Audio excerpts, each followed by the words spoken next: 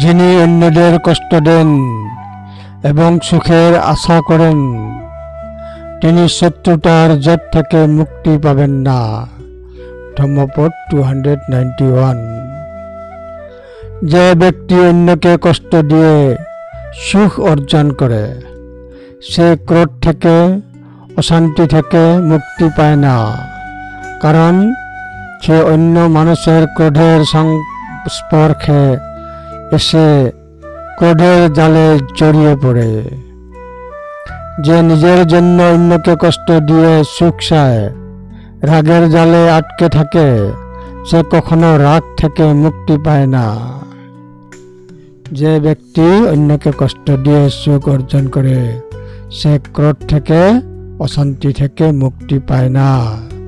ধম্মপদ 291। পর দুঃখ উপাদানেন যো অট্টন সুখমিচ্ছতি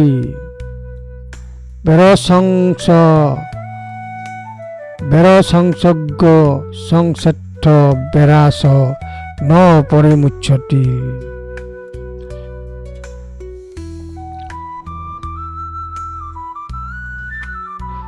পর দুঃখ উপাদানেন যো অট্টন সুখমিচ্ছতি বেরসংসজ্ঞ সংসেত্থ বেরাস ন পরিমুচ্ছতি। ধম্মপদ 291।